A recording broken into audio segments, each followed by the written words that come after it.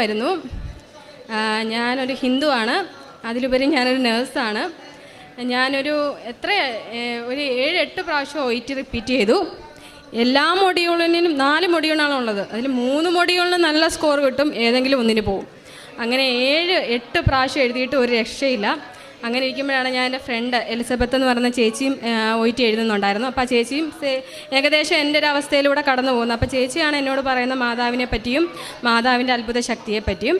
അങ്ങനെ ചേച്ചി, എനിക്കിപ്പോൾ ഹിന്ദു ആയതുകൊണ്ട് എനിക്ക് എന്ത് പ്രാർത്ഥിക്കണം, എങ്ങനെ പ്രാർത്ഥിക്കണം, പള്ളിയിൽ പോവും, നേർച്ചയിടും, പ്രാർത്ഥന ചെയ്യും, അത്രേ അറിയത്തുള്ളൂ. ചേച്ചിയാണ് എനിക്ക് ജപമാല എന്താണെന്നും അതെങ്ങനെ പ്രാർത്ഥിക്കണമെന്നും നമ്മൾ കണ്ണീരോടെ മനസ്സറിഞ്ഞ് പ്രാർത്ഥിച്ച ഏത് കാര്യവും മാതാവ് സഹായിച്ചു തരുമെന്ന് എന്നോട് പറഞ്ഞു. അങ്ങനെ ഞാൻ പ്രാർത്ഥിക്കാൻ തുടങ്ങി. മനസ്സറിഞ്ഞ് എന്നും പറ്റുന്ന ദിവസങ്ങളിലെല്ലാം പള്ളിയിൽ പോവുകയും നല്ലപോലെ മനസ്സറിഞ്ഞ് കരഞ്ഞ് പ്രാർത്ഥിക്കാനും തുടങ്ങി. അങ്ങനെ ഞാൻ മാതാവിനോട് പറഞ്ഞു, മാതാവേ ഇതിപ്പോൾ 7 പ്രാവശ്യം 8 പ്രാവശ്യമായി. അപ്പോൾ OET ഒക്കെ അറ്റൻഡ് ചെയ്യുന്നവർക്ക് അറിയാമായിരിക്കും ഒരു OET ഫീസിൻ്റെ എത്ര രൂപയാണ്, 30-34,000 രൂപയായിരിക്കും. അപ്പോൾ ഞാൻ ഓൾറെഡി 8 പ്രാവശ്യം എഴുതി, ഇത് ലാസ്റ്റാണ്. മാതാവിലാണ് എൻ്റെ വിശ്വാസം. അങ്ങനെ ഞാൻ മാതാവിനോട് പറഞ്ഞു, ഞാൻ എക്സാം എഴുതി. മാതാവിൻ്റെ അനുഗ്രഹത്തിൽ ഞാൻ 9ാമത്തെ പ്രാവശ്യം എക്സാം പാസ്സായി. അതിനുശേഷം ഞാനിവിടെ വന്നു, എൻ്റെ ഫ്രണ്ടുമായിട്ട് ഞാനിവിടെ വന്നു. അപ്പോൾ എൻ്റെ മനസ്സിൽ OET എഴുതുമ്പോഴൊക്കെ ഉണ്ട്, ഞാനിവിടെ വരും, സാക്ഷ്യം പറയും, ഉടമ്പടി എടുക്കും. അന്ന് ഞാനിവിടെ വന്നു, സാക്ഷ്യം പറയണം, ഉടമ്പടി എടുക്കണമെന്നൊക്കെ പറഞ്ഞു. പക്ഷേ സമയം ഒന്നും അറിയില്ല. ഞാൻ ഏന്ത്യാറ്റിൽ നിന്നാണ് വരുന്നത്. ഒരു 3-4 മണിക്കൂർ ട്രാവൽ ചെയ്ത് ഇവിടെ എത്തിയപ്പോൾ ജനങ്ങളെല്ലാം കണ്ട് സത്യം പറഞ്ഞു കഴിഞ്ഞാൽ എനിക്കന്ന് ഉടമ്പടി എടുക്കാനോ സാക്ഷ്യം പറയാനോ ഒന്നും പറ്റിയില്ല. അപ്പം ഞാൻ മാതാവിനൊരു വാക്ക് കൊടുത്തു, ഞാൻ പോകുന്നതിന് മുമ്പായിട്ട് ഇവിടെ വരും, ഉടമ്പടി എടുക്കും, സാക്ഷ്യം പറയും. അപ്പോൾ എന്നോട് എൻ്റെ ഫ്രണ്ട് പറഞ്ഞു തന്നിട്ടുണ്ട് എന്തൊക്കെയാണ് ചെയ്യേണ്ടത്. പത്രം ഒഴിച്ച് ബാക്കി എല്ലാ കാര്യങ്ങളും എന്നെക്കൊണ്ട് പറ്റുന്ന രീതിയിൽ ഞാൻ ചെയ്തു. അതുപോലെ എൻ്റെ അമ്മ ഇവിടെ വന്നിട്ടുണ്ടായിരുന്നു, വന്ന് തൈലവും ഉപ്പുമൊക്കെ എനിക്ക് തന്നു. അത് കഴിഞ്ഞ് പ്രോസസ്സിങ് സ്റ്റാർട്ട് ചെയ്തിരിക്കുമ്പോഴാണ് എനിക്ക് പനി വന്ന് അഡ്മിറ്റാവുന്നു. പനി വന്ന് അഡ്മിറ്റായി കഴിഞ്ഞ് ഞാൻ തന്നെ ഡോക്ടറോട് പറഞ്ഞു, ഡോക്ടറെ ഞാൻ നേഴ്സാണെന്ന് പറഞ്ഞപ്പോൾ അവരെന്ത് ചെയ്യുകയെന്ന് ചോദിച്ചപ്പം ഞാൻ പറഞ്ഞു, ഞാനിങ്ങനെ പ്രോസസ്സിങ്ങിലാണ്, ന്യൂസിലൻഡ് പ്രോസസ്സിങ്ങിലാണ്. അപ്പോൾ എനിക്ക് ഭയങ്കര ചുമ, ഒരു 1.5 ആഴ്ചയായിട്ട് ഞാൻ അഡ്മിറ്റാണ്. അപ്പോൾ ഞാൻ തന്നെ അങ്ങോട്ട് എന്നോട് പറയുവാണ്, പറ. അപ്പം ഞാൻ തന്നെ പറഞ്ഞു, ഞാൻ പ്രോസസ്സിങ്ങിലാണ്, എൻ്റെ എക്സ്റേയിൽ കുഴപ്പമൊന്നും ഇല്ലല്ലോ എന്ന് എന്നോട് ചോദിക്കുന്ന ആരോ എൻ്റെ ഉള്ളിൽ ഇരുന്ന് പറയുന്നു. അങ്ങനെ ഞാൻ ഡോക്ടറോട് പറഞ്ഞു, ഡോക്ടറെ എൻ്റെ എക്സ്റേ ഒന്ന് നോക്കണം, ഞാൻ ഇതുപോലെ പ്രോസസ്സിങ്ങിലാണ്, ഒരുപാട് വർഷമായിട്ട് കഷ്ടപ്പെട്ടിട്ടാണ് ഇപ്പോൾ OET കിട്ടി, പ്രോസസ്സിങ്ങിലാണെന്ന് പറഞ്ഞു. ഡോക്ടർ എന്നെ അതിൻ്റെ സ്പെഷ്യലിസ്റ്റിന് റെഫർ ചെയ്തു. എൻ്റെ എന്താണെന്നത്ര ഒരു പക്ഷേ മാതാവിനോട് കൂടുതൽ അടുക്കാനായിട്ടായിരിക്കും എൻ്റെ എക്സ്റേയിൽ എപ്പോഴോ എനിക്കും ഓർമ്മയില്ല, എൻ്റെ വീട്ടുകാർക്കും ഓർമ്മയില്ല, TB വന്നൊരു പാടുണ്ട്. ഒരുമാതിരിപ്പെട്ട നഴ്സസിനൊക്കെ അറിയാം, മെഡിക്കൽ പാസ്സാകണമെങ്കിൽ എക്സ്റേ ഓക്കെ ആയിരിക്കണം. TB വന്ന ഒരു പാടുണ്ടെങ്കിൽ നമുക്ക് ഒരിക്കലും ഒരിടത്തും പോകാൻ പറ്റത്തില്ല, ഗൾഫിലോ UK ഒരിടത്തും പോകാൻ പറ്റത്തില്ല. ഞാൻ ആകെ തകർന്ന് തരിപ്പണമായി. അന്ന് വീട്ടിൽ വന്ന് ആരോടും ഒന്നും പറഞ്ഞില്ല, ഞാൻ തന്നെ ഒറ്റയ്ക്ക് പോയി റിവ്യൂ ചെയ്തപ്പോഴാണ് ഡോക്ടറിനോട് പറഞ്ഞത്. ഞാൻ കരഞ്ഞപ്പോൾ ഞാൻ മാതാവിന് വിശ്വാസം വിട്ടില്ല. ഞാൻ പറഞ്ഞു, മാതാവ് എന്നാലും എന്നോട് വേണ്ടായിരുന്നു, ഇത്രയും വർഷം ഞാൻ കാത്തിരുന്നിട്ട് ഇങ്ങനൊരു. അപ്പോൾ എന്നോട് അന്ന് ഞാൻ കരഞ്ഞ് ഉറങ്ങിപ്പോയി. പക്ഷേ അന്ന് രാത്രി ഞാൻ മാതാവിനെ സ്വപ്നം കണ്ടു. രാത്രിയിൽ നക്ഷത്രങ്ങൾക്കിടയിലുള്ള മാതാവ്. എനിക്ക് ഉറങ്ങാൻ പറ്റുന്നില്ല, ഇത് തന്നെ കണ്ടുകൊണ്ടിരിക്കുകയാണ് ഞാൻ. അങ്ങനെ ഞാൻ പെട്ടെന്ന് ചാടി എണീക്കുന്നു. കണ്ണു തുറന്ന് നോക്കുമ്പോഴല്ലേ ഈ രൂപം എൻ്റെ മുമ്പിലുണ്ട്.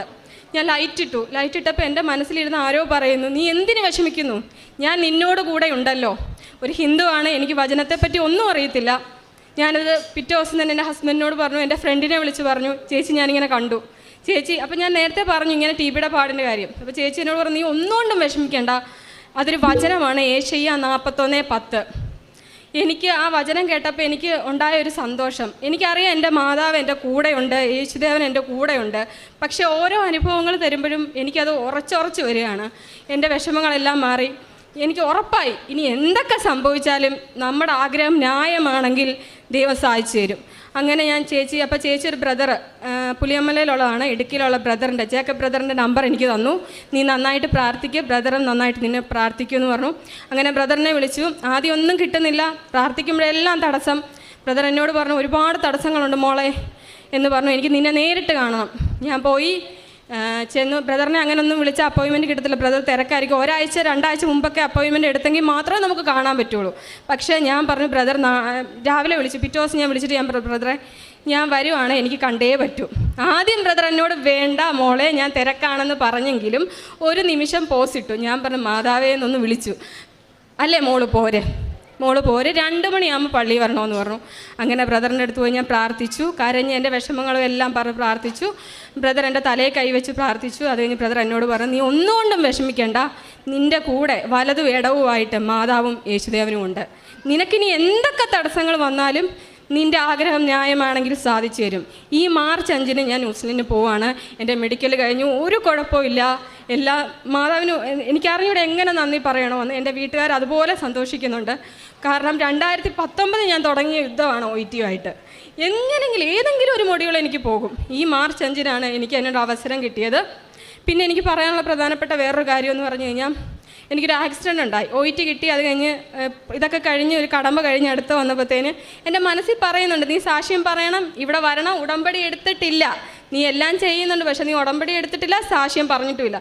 ഞാനപ്പോൾ പറഞ്ഞ വാക്ക് ഞാൻ പാലിക്കും. ഞാൻ പോകുന്നതിന് മുമ്പ് ടിക്കറ്റ് വന്ന് ഞാൻ പോകുന്നതിന് കൺഫേം ആവുന്നതിന് മുമ്പ് ഇവിടെ വരും, വന്ന് എങ്ങനെയാണെങ്കിലും ഞാൻ സാക്ഷ്യം പറഞ്ഞിട്ടേ പോവുള്ളൂ എന്ന് പറഞ്ഞു. അങ്ങനെ ഞാൻ ഡ്യൂട്ടിക്ക് ജോയിൻ ചെയ്തു. ഡ്യൂട്ടി ചെയ്തുകൊണ്ടിരിക്കുന്നു. ഞാൻ നൈറ്റ് ഡ്യൂട്ടി കഴിഞ്ഞ് ഹെക്ടിക് വർക്ക് ആയതുകൊണ്ടാണോ എന്താണോ ഞാൻ റോഡ് ക്രോസ് ചെയ്ത് ശ്രദ്ധിച്ചോ ഇല്ലയോ ഒന്നും എനിക്ക് ഓർമ്മയില്ല. ബുള്ളറ്റ് വന്ന് ഇടിച്ച് തെറിച്ച് മറ്റേ സിനിമയിലൊക്കെ കാണുന്ന പോലെ തെറിച്ചു പോയി വീണു. റോഡ് പണി നടക്കുവാണ്. കുഞ്ഞൊരു റോഡ്, 2 സൈഡിലും കല്ലും മണ്ണും ഈ വർക്ക് ചെയ്യുന്ന അവരുടെ സാധനങ്ങളും എല്ലാം ഉണ്ട്. അപ്പം ഞാൻ ഇവിടെ വന്ന ദിവസം ഞാൻ ഇവിടുന്ന് പോകുമ്പം എനിക്കൊന്നും കിട്ടിയില്ല. അപ്പം ഞാൻ മാതാവിൻ്റെ കുഞ്ഞ രൂപം 2 രൂപം എനിക്ക് വേണമായിരുന്നു. എൻ്റെ കയ്യിൽ എപ്പോഴും കൊണ്ട് നടക്കാൻ പറ്റിയ 2 രൂപം മേടിച്ചിട്ടുണ്ട്. അപ്പോൾ എപ്പോഴും എൻ്റെ ബാഗിലുണ്ട്, ഇപ്പോഴും ഉണ്ട്. എന്തോ എൻ്റെ വിശ്വാസം അല്ലെങ്കിൽ എൻ്റെ അനുഭവം ആ സമയത്ത് കണ്ടു നിന്നവരെല്ലാം പറഞ്ഞു. എൻ്റെ ഹോസ്പിറ്റലിലോട്ട് എന്നെ വീൽ ചെയറിൽ എടുത്തുകൊണ്ട് പോകുന്നത്. അപ്പോൾ കണ്ടു നിന്നവരൊക്കെ പറഞ്ഞു, ഈ കൊച്ചു പോയി. അത്രയ്ക്ക് ഭയങ്കര ഇതായിരുന്നു. എന്നെ എടുത്തുകൊണ്ട് എല്ലാവരും കൂടെ എൻ്റെ സെയിം ഹോസ്പിറ്റലിൽ കയറുന്നു. ഞാൻ കാറുന്നത് മാത്രം എനിക്ക് ഓർമ്മയുണ്ട്, എനിക്കൊന്നും ഓർമ്മയില്ല. എക്സ്റേ ഡോക്ടർ വന്നു, ഓർത്തോ വന്നു, ഡോക്ടേഴ്സ് എല്ലാം വന്നു. കാരണം സ്റ്റാഫല്ലേ ഞാൻ. വന്നു, എക്സ്റേ എടുത്തു. ഡോക്ടർ തന്നെ പറഞ്ഞു, എൻ്റെ മോളെ നിനക്കൊരു കുഴപ്പമില്ല, നിനക്കൊരു ചെറിയ പൊട്ടൽ പോലും എല്ലിന് സംഭവിച്ചിട്ടില്ല എന്ന്. പക്ഷേ കണ്ടു നിന്നവർ എന്നെ എടുത്തുകൊണ്ട് വരും പറഞ്ഞു, ഇല്ല ഡോക്ടറെ നിങ്ങൾ ഒന്നുകൂടെ ചെക്ക് ചെയ്യുക, ഇതിൻ്റെ സ്പെഷ്യലിസ്റ്റിനെ വിളിക്കുക, ഓർത്തോയെ വിളിക്കുക, എന്നാലേ അറിയാൻ പറ്റുള്ളൂ ഈ കൊച്ച് അതുപോലെ വീണതാണ്. ഓർത്തോയിലെ ഡോക്ടർ വന്ന് കണ്ടു, ഒരു കുഴപ്പമില്ല, ഇവിടെ ചതവുണ്ട്, അത് അതിൻ്റെ വേദനയാണ്, 1 ആഴ്ച അല്ലെങ്കിൽ 2 ആഴ്ച റെസ്റ്റ് എടുത്താൽ മാറാവുന്നേ ഉള്ളെന്ന് പറഞ്ഞു. അതിന് മാതാവിനോട് എത്ര നന്ദി പറഞ്ഞാലും മനസ്സിലായില്ല. കാരണം എനിക്ക് ഓരോ അനുഭവങ്ങൾ ഇങ്ങനെ പിന്നെയും തന്നുകൊണ്ടിരിക്കും. എൻ്റെ കൂടെ ഉണ്ട്.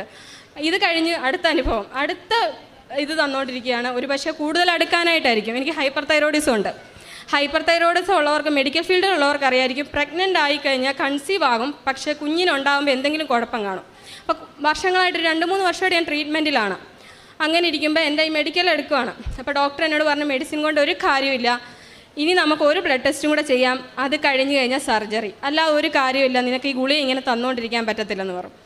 ഞാൻ മാതാവിനെ പ്രാർത്ഥിച്ചു. എനിക്കറിയാം ഒരു കുഴപ്പവും വരികയായിരുന്നു. അങ്ങനെ ബ്ലഡ് ടെസ്റ്റിൻ്റെ ദിവസം ഹാരിതാസ് ഹോസ്പിറ്റലിൽ പോയിട്ടുള്ളവർക്കറിയാം, ലാബ് റിപ്പോർട്ട് കളക്ട് ചെയ്യുന്നതിൻ്റെ നേരെ ഓപ്പോസിറ്റാണ് ചാപ്പൽ. ഞാൻ അവിടെ പോയി പ്രാർത്ഥിച്ചിട്ടാണ് ബ്ലഡ് കൊടുക്കുന്നത്. ബ്ലഡ് റിപ്പോർട്ടിന് വേണ്ടി വെയിറ്റ് ചെയ്യുകയാണ്. അങ്ങനെ ഇരിക്കും ബ്ലഡ് റിപ്പോർട്ട് വന്നു. ഞാൻ ഒരു പ്രാവശ്യം നോക്കിയപ്പോഴത്തേനെ എല്ലാം ഹൈ വാല്യൂ. അപ്പോൾ ഞാനൊരു നിമിഷം അങ്ങോട്ട് നോക്കി, എൻ്റെ മാതാവേ ഇതെല്ലാം പിന്നെയും കൂടുതലാണല്ലോ, അപ്പോൾ എനിക്ക് സർജറി അല്ലേ പറഞ്ഞിട്ടുള്ളൂ, ഇനി വേറെ ഓപ്ഷൻ ഇല്ല. മാതാവ് എന്നോട് പറഞ്ഞു, നീ ഒന്ന് ചൊവ്വിന് നോക്കിക്കേ. ഞാൻ പിന്നെയും നോക്കി, എനിക്ക് മനസ്സിലാകുന്നില്ല. അത് കഴിഞ്ഞ് ഞാൻ അവിടെ പോയി ഡോക്ടറെ കാണാൻ വേണ്ടി വെയിറ്റ് ചെയ്തിരുന്ന് ഞാനിങ്ങനെ പ്രാർത്ഥിക്കുക ജപമാല. അപ്പോൾ എൻ്റെ മനസ്സിൽ വരുന്നു, ഇത് ഹൈപ്പർ തൈറോയിഡിസം തന്നെ ആണോ, നീ ഒന്നുകൂടെ നോക്ക്. ഞാനപ്പോൾ ഒന്നുകൂടെ നോക്കി, ഞാൻ ഗൂഗിൾ എടുത്ത് ഫോൺ ഉണ്ടായിരുന്നു, നോക്കിക്കഴിഞ്ഞപ്പം വാല്യൂസ് വേറെ. അതായത് ഹൈപ്പർ തൈറോയിഡിസം TSH വളരെ കുറവും മറ്റേതിൽ കൂടുതലുമായിരിക്കും. ഞാൻ നോക്കുമ്പോൾ TSH കൂടുതൽ.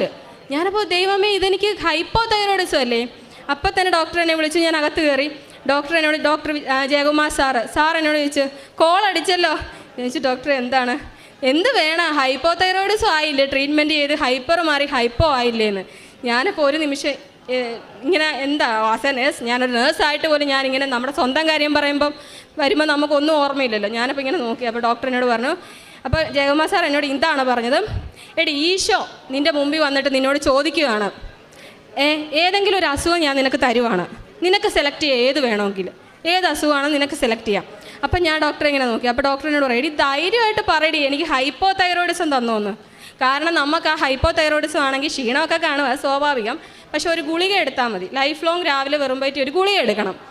എനിക്ക് അതിൽ പര സന്തോഷമുണ്ടോ? എനിക്ക് സർജറി ഇല്ല, ഒരസുഖം ഉണ്ടോ? എന്നാൽ നമുക്ക് എപ്പോഴും പറയാം, മാതാവേ എനിക്കൊരു അസുഖം ഉണ്ട് കേട്ടോ, ഇനിയൊന്നും വരുത്താതെ നോക്കണം, ജീവിതകാലത്തേനും ഗുളിക കഴിക്കേണ്ട ഒരു അസുഖം നീ തന്നു, ഞാൻ തിരിച്ച് ചാപ്പലിൽ ചെന്ന് മാതാവിൻ്റെ അടുത്ത് മുട്ടുകുത്തി ഒന്ന് കരഞ്ഞു പ്രാർത്ഥിച്ചു. കാരണം ഒരു നിമിഷം ഞാൻ ഓർത്ത്, മാതാവേ എന്തായാലും എന്നോടുള്ള പരീക്ഷണം തീർന്നില്ലേന്ന്.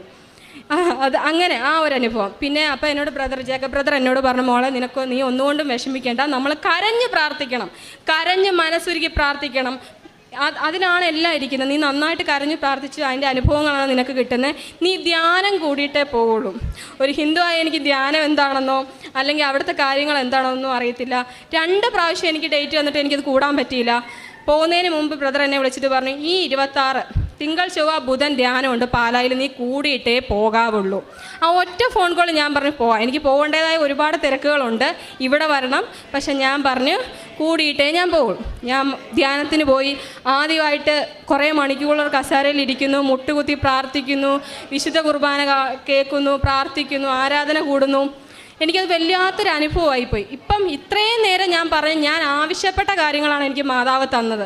പക്ഷേ ആ ധ്യാനം കൂടി. അപ്പം 3 ദിവസത്തെ ധ്യാനം, 3-ാമത്തെ ദിവസം ആരാധനയിൽ ഞാൻ ചോദിക്കുകയാണ്, ഞാൻ മാതാവിനോട് ചോദിക്കുക, അപ്പം ഈ ആരാധനയ്ക്ക് ശേഷം അച്ഛൻ അല്ലെങ്കിൽ സിസ്റ്റർ പറയും പ്രാർത്ഥിച്ചുകൊണ്ടിരിക്കുമ്പം ഇന്ന അസുഖം സുഖപ്പെടുന്നു, ഇന്ന ആൾ മാതാവ് ഇന്ന ആളുകളുടെയൊക്കെ അടുത്ത് വരുന്നു, ഇന്ന അസുഖം. ഞാൻ നോക്കുമ്പോൾ ഞാനപ്പോൾ വെറുതെ നമ്മൾ സംസാരിക്കില്ല മാതാവിനോട്. ഞാൻ പ്രാർത്ഥിക്കുന്നതിനേക്കാളും കൂടുതൽ സംസാരിക്കുകയാണ്. രാവിലെ എണീക്കുമ്പോൾ തൊട്ട് ഗുഡ് മോർണിംഗ് തൊട്ട് ഗുഡ് നൈറ്റ് വരെ പറഞ്ഞിട്ടാണ് ഞാൻ കിടക്കുന്നത്. അപ്പം ഞാൻ മാതാവിനോട് വെറുതെ ഞാൻ ചോദിച്ചു, മാതാവേ എനിക്കൊന്നും തരുന്നില്ലേ? ഞാനും ധ്യാനത്തിന് വന്നതന്നെ, എനിക്കും എന്തെങ്കിലുമൊക്കെ അനുഗ്രഹം വേണ്ടേ? അപ്പോൾ എൻ്റെ മനസ്സിരുന്ന് എന്നോട് മാതാവ് പറഞ്ഞു, നിന്നെ ഞാൻ എപ്പോഴേ അനുഗ്രഹിച്ചു കഴിഞ്ഞു, നിനക്ക് ഓർമ്മയില്ലേ? ഞാൻ പറഞ്ഞു, എന്തനുഗ്രഹിച്ചു കഴിഞ്ഞു?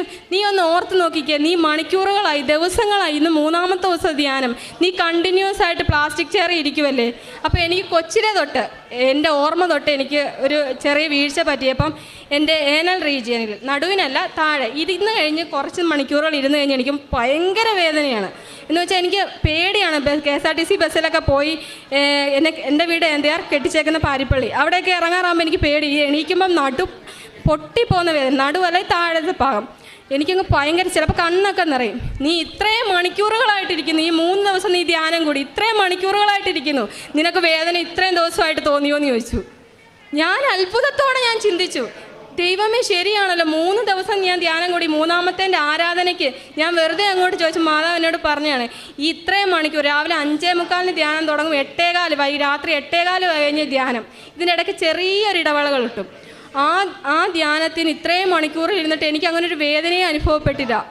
ഞാൻ മാതാവിനോട് ഇതിൽ കൂടുതൽ എന്ത് നന്ദിയാണ് പറയേണ്ടത്. അപ്പം അവിടുത്തെ സിസ്റ്റേഴ്സ് ആണെങ്കിലും അച്ഛനാണെങ്കിലും, ഞാൻ ഹിന്ദുവാണ്, ഞാൻ മാത്രം ഹിന്ദുവുള്ളൂ. എല്ലാവരും ബൈബിൾ വായിക്കുന്നു, എല്ലാവരും വചനം പറഞ്ഞു, എനിക്കൊന്നും അറിയത്തില്ല, എനിക്ക് ആകെ ജപമാല മാത്രം അറിയാം. പിന്നെ ഇവിടുത്തെ പ്രാർത്ഥനകളിൽ മാത്രമേ എനിക്ക് അറിയത്തുള്ളൂ. ഞാനപ്പം എൻ്റെ ഫ്രണ്ടിൻ്റെ ഫാമിലിയുടെ, ഞാൻ പറഞ്ഞ എലിസബത്ത് ചേച്ചിയുടെ ഫാമിലിയുടെ പോയത്. അപ്പോൾ അവരെന്നെ ഒരുപാട് സപ്പോർട്ട് ചെയ്തു. അവരെനിക്ക് പ്രാർത്ഥനകൾ പറഞ്ഞു തരികയും, എങ്ങനെയാണ് നീ ഒന്നുകൊണ്ടും വിഷമിക്കേണ്ട, നീ ഒരു ഹിന്ദു ആണെന്ന്. അതായത് ഞാൻ അവിടെ ചെന്ന് അവരെ പരിചയപ്പെട്ടപ്പോൾ അവർക്ക് ഫീൽ ചെയ്തില്ല ഞാൻ ഹിന്ദു ആണെന്ന്. അവർക്ക് ഈ പ്രാർത്ഥിക്കുന്ന ഇവർക്കറിയാൻ പറ്റും നമ്മുടെ ദൈവം ഏതാണെന്ന് പറയാൻ പറ്റും. അവരിങ്ങനെ വിചാരിച്ച് ഞാൻ ക്രിസ്ത്യൻ ആണെന്ന്. അപ്പോഴാണ് കൗൺസിലിംഗ് ചെന്നപ്പോൾ എന്നോട് ആ സിസ്റ്റർ പറഞ്ഞു, കൊച്ചുദാസി സിസ്റ്റർ പറഞ്ഞു, മോളെ എനിക്ക് മനസ്സിലായില്ല നീ ഹിന്ദു ആണെന്ന് എനിക്ക് മനസ്സിലായി, ഞാൻ ക്രിസ്ത്യനാണെന്നാണ് വിചാരിക്കുന്നത്. എൻ്റെ കൈ തല വെച്ച് പ്രാർത്ഥിച്ചപ്പോൾ സിസ്റ്റർ എന്നോട് പറയുകയാണ്, നിൻ്റെ ഇടവും വലവും ഉള്ളത് മാതാവും യേശുവാണെന്ന്.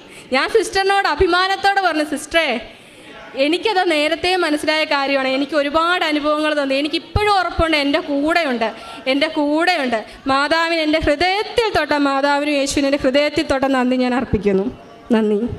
പരിശുദ്ധ അമ്മയുടെ മധ്യസ്ഥതയിൽ ലഭിച്ച അനുഭവങ്ങളാണ് ഇപ്പോൾ ഈ മകൾ സാക്ഷ്യം പറഞ്ഞത്. ഇതിൽ ഏറ്റവും പ്രധാനപ്പെട്ടത്, ഇന്നാണ് അദ്ദേഹം ഉടമ്പടി എടുത്തതെങ്കിലും ഇതിനു മുൻപ് തന്നെ ഒരുപക്ഷെ നമ്മൾ ഈ ദിവസങ്ങളിൽ വന്ന സാക്ഷ്യത്തിൽ ബഹുമാനപ്പെട്ട അച്ഛൻ സാക്ഷ്യത്തിൽ വെച്ചിരിക്കുന്നൊരു ഭാഗം മരിയൻ മെൻറ്റർ എന്നുണ്ട്. അതായത് ഒരാളുടെ ജീവിതത്തിൽ പരിശുദ്ധ അമ്മയെ പരിചയപ്പെടുത്തുകയും പരിശുദ്ധ അമ്മയോട് ചേർന്ന് നിൽക്കുവാൻ വ്യക്തിയെ സഹായിക്കുകയും ചെയ്യുന്ന ഒരു വ്യക്തിയുടെ സാന്നിധ്യം എല്ലാവരുടെയും ആത്മീയ ജീവിതത്തിലുണ്ടാകും. ഒരുപക്ഷെ ഈശോയെ മാതാവിനെയൊക്കെ പരിചയപ്പെടുത്തി, ഇപ്പം ഈശോയെ മാതാവിനെ അറിയാത്തവരാണെങ്കിലും അറിഞ്ഞവരാണെങ്കിലും ആത്മീയമായ ജീവിതത്തിൽ നമ്മളെ നയിക്കുന്ന ഒരു വ്യക്തി ഉണ്ടാവും. ഒരുപക്ഷെ ഈ ഒരിടത്തേക്ക് വരുവാനായിട്ട് പലരുടെയും ജീവിതത്തിൽ ഇങ്ങനൊരു വ്യക്തിക്ക് ഒരു പ്രാധാന്യമുണ്ട്. അപ്പോൾ ഇവിടെ വന്നതിന് ശേഷം ഉണ്ടായ അനുഭവങ്ങളാണ്, അല്ലെങ്കിൽ ഇവിടുത്തെ പ്രാർത്ഥനകൾ ആദ്യം കേൾക്കുവാൻ തുടങ്ങുന്നതും പിന്നെ ഇവിടുത്തെ ഉടമ്പടി വസ്തുക്കൾ ഒരു പക്ഷേ അമ്മയിലൂടെ എങ്ങനെ കൂടെ ലഭിച്ചു എന്നുള്ളതും അപ്പം വ്യക്തമായിട്ട് ബോധ്യപ്പെടുത്തുന്ന രീതിയിൽ മാതാവിൻ്റെ ഒരു സാന്നിധ്യം ഉണ്ട് എന്ന് അനുഭവം ലഭിച്ചിട്ടാണ് ഈ അൾത്താരയിൽ നിന്ന്